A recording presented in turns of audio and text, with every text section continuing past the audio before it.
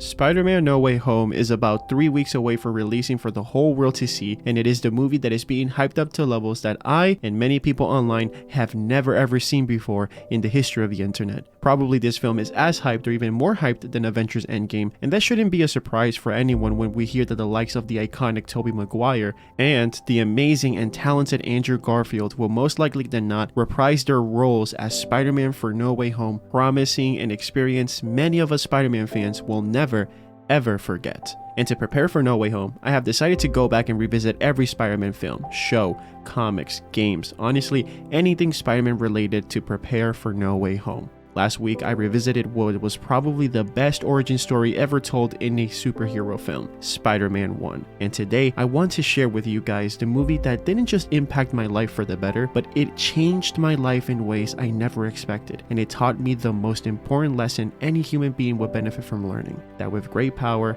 comes great responsibility. And of course, the film that I am talking about is none other than probably one of, if not the best superhero film ever made, the movie that changed my life and probably the lives of many people all over the world, Spider-Man 2.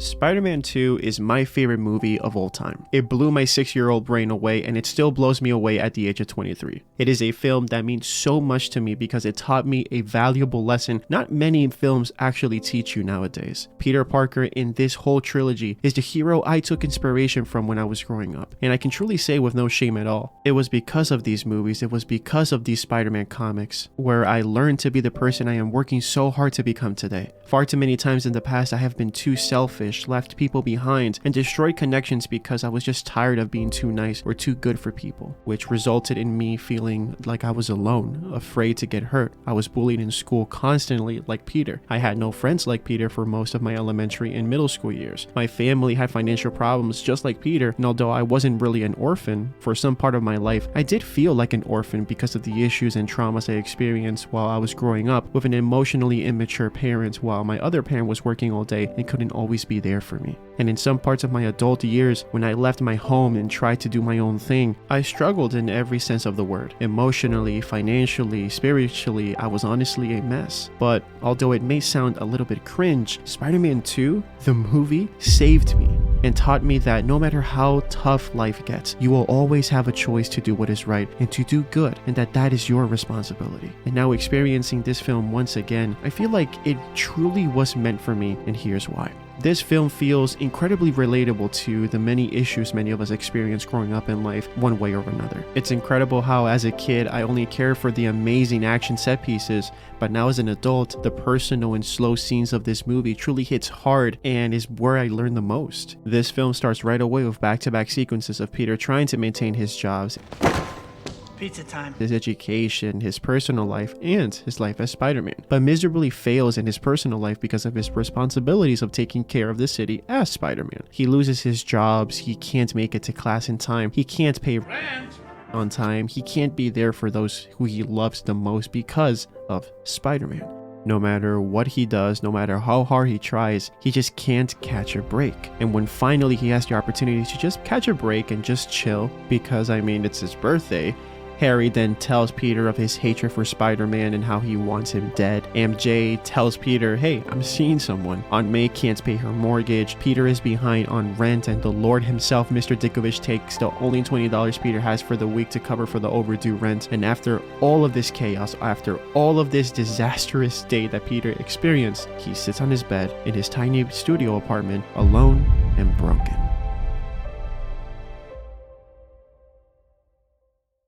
And even when he decided to be in time for MJ's show the next day, he has to become Spider-Man once again and stop these bandits, which makes him arrive late to MJ's show, and then this happens. Peter's heart breaks into tiny pieces, so he runs away and does the only thing that is consistent in his life, and that is being Spider-Man. But now because Peter is in his breaking point, he starts losing his powers, and now Peter can't even rely on Spider-Man. This film wasn't afraid to make our characters suffer and go through so much pain. Probably most of us actually know how it feels to live this chaotic life where nothing goes right in your life. And the fact that things don't stop there for Peter is honestly the more heartbreaking thing about this film. His idol, Dr. Otto Octavius, loses control of his experiment because of his ego and not listening to Peter's concerns about the reactor, and then is basically controlled by his tentacle arms into rebuilding the reactor again, converting him into probably one of the best villains ever portrayed in a Spider-Man film, Doc Ock. Then we add the fact that Peter's powers are now incredibly inconsistent. MJ hates Peter now because he is not there for her in any single time. Harry is bitter towards Peter because he is Spider-Man's photographer, and Harry thinks that he chose Spider-Man over Harry as his best friend because that's the only way he can make money. And then we have this tragic scene in which Peter has to experience the love of his life accepting the hand of another man, accepting a marriage proposal, basically taking her away from him forever. And then he is forced to take a picture for them for the Bugle, and after he takes the picture, Peter is now in rock bottom. Peter is now alone, broken, and has absolutely nothing anymore. And what makes it even more tragic and depressing is when we see in the next scene this sad and slow swing of Peter. You see this depressed Spider-Man swinging into nothingness, only to fall and lose the last thing that gave him a sense of identity. Peter lost it all because of Spider-Man, and now Spider-Man is almost gone. Now he is divided into what he wants and what he needs to do. But the man can't do it anymore. He's on the edge of basically losing his mind. And he does what many of us would actually do. He lets go of what is holding his life back and tries to get his life back on track. Peter is now Spider-Man no more. And he's only Peter Parker. And for a moment, everything is amazing. He is doing great in college. He's doing whatever he wants to do. He is finally there to see MJ's show and be there for her. He is finally free and looks happy, only to be reminded if he was Spider-Man, crime wouldn't have risen 75% in the city, and he would have probably saved that poor soul that was stuck in the building that caught him. After all of this, he asks himself, Am I not supposed to have what I want? What I need? What am I supposed to do? Peter realizes that leaving Spider-Man aside was never going to fix anything, was never going to give him peace, and was never going to give him the life that he wanted. Because he has the power to stop the bad things from happening. Therefore, he has the responsibility to use it for good. So he proceeds to then sacrifice his personal life and choose the life of responsibility by embracing what his Uncle Ben told him, that with great power comes great responsibility, and what Aunt May told him. Even though sometimes we have to be steady and give up the thing we want the most. Even our dreams.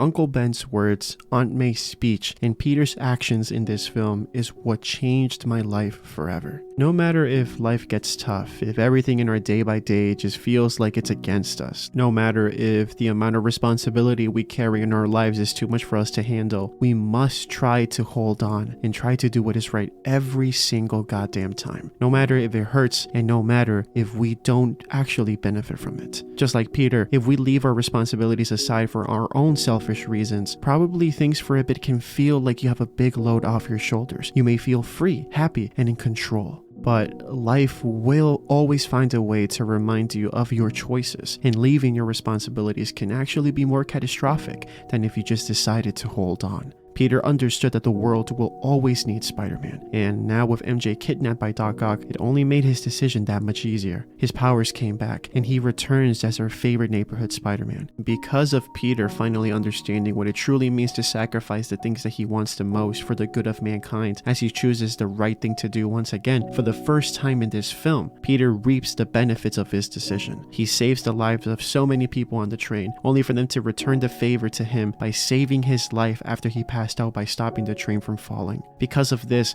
the city of New York now appreciates their hero after everything he has done for them. Peter ends up fighting Doc Ock for one last time, but instead of just physically beating him, he beats the villain inside Doc Ock and resurrected Otto Octavius, the man Peter idolized. He taught Otto exactly what he learned from Otto himself and Aunt May, that with intelligence, you have a gift, and that should be used for the good of mankind. And to do what is right, we sometimes have to be steady and give up the things that we want the most, even our dreams. He rescues the man he deeply cared so much about, to the point where Otto himself sacrificed his own life to save the city, completing the ultimate redemption arc for any villain portrayed in any superhero film. And not just that, MJ finally realizes why Peter couldn't be there for her as she looks at the face of the hero that saved the city and the man that loved her so much that he's actually willing to let her go so she can be safe and live a happy life. She finally understands Peter. And that is what finally makes her drop everything and pursue the man that loved her like no man has ever loved her before. For the first time, Peter's sacrifices, instead of taking everything away from him, he is finally getting what he deserves. He saved his mentor, he saved the city, and he finally got the woman of his dreams standing on his doorway, ready to start our journey together.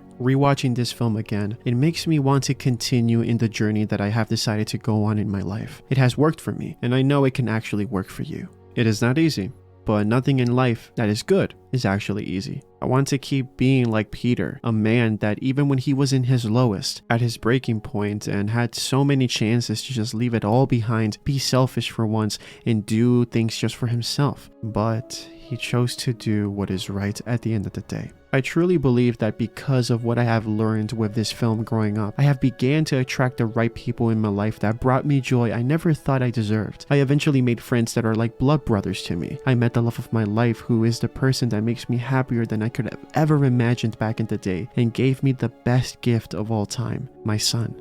And it's crazy how I personally have learned more from a fictional character than most of the real people I knew growing up. Really comes to show how good characters that are well written can actually influence you in so many good ways. Spider-Man 2 changed my life. It's the film that taught me to hold on, because even if things are not going your way, even if you're trying to do the right thing, eventually life will find a way to reward you for all your sacrifices. I will never forget the hero that helped me through the difficult times in my life and helped me become the man I am today. Thank you, Spider-Man, for everything. And thank you for being a true inspiration and a true example for many kids and adults all over the world.